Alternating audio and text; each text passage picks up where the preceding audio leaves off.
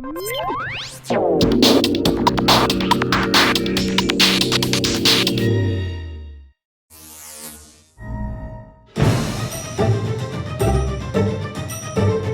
gruppo di intrepidi eroi sta per inoltrarsi nel più pericoloso dei dungeon.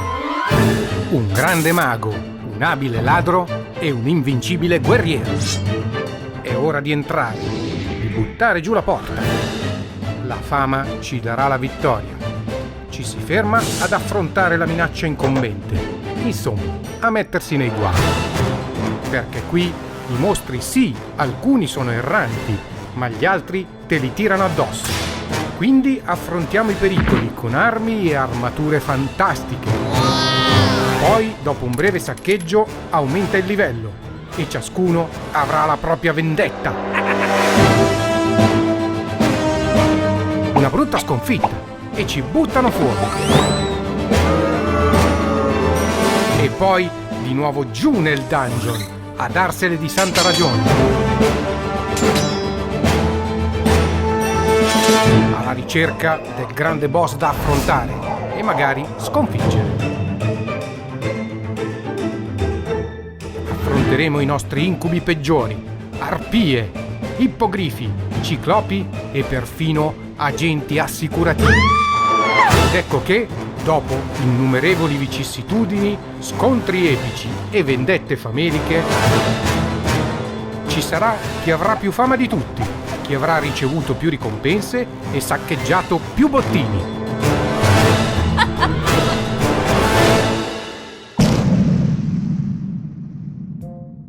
Un manipolo di eroi ed un dungeon da affrontare, ma qui c'è qualcosa di diverso.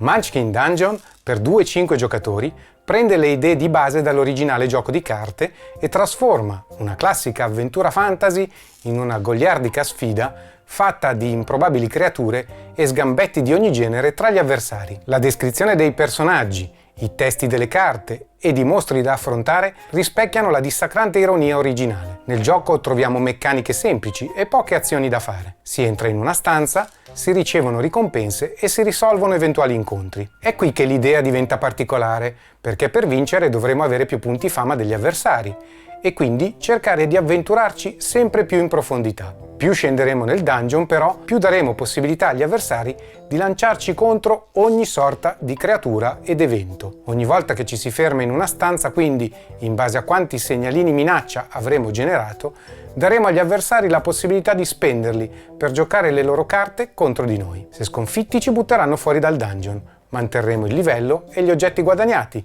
ma ricominceremo dalle prime stanze. Se il boss verrà sconfitto 3 volte o nel momento in cui qualcuno dovesse raggiungere 20 punti fama, la partita terminerà. La misura tra il desiderio di arrivare prima agli obiettivi e quella di essere cauti, onde evitare la vendetta degli avversari, è l'unico aspetto strategico del gioco, che per sua natura si rivolge a giocatori di ogni genere che abbiano voglia di divertirsi passando tempo in allegria. Allegria che, è bene sottolineare, potrebbe svanire se qualcuno al tavolo fosse un po' troppo permaloso. Sì, perché i dispetti tra i giocatori sono la norma e di fatto è nella natura del gioco stesso essere un po' cattivello. Intendiamoci, parliamo di semplicità e umorismo, di testi esilaranti, miniature enormi e di ottima qualità. Chi conosce il gioco di carte troverà tutto molto familiare, riconoscendo personaggi, mostri ed altri riferimenti. Veloce nei turni, semplice nelle regole ed estremamente divertente, Munchkin Dungeon è un gioco adatto a tutti,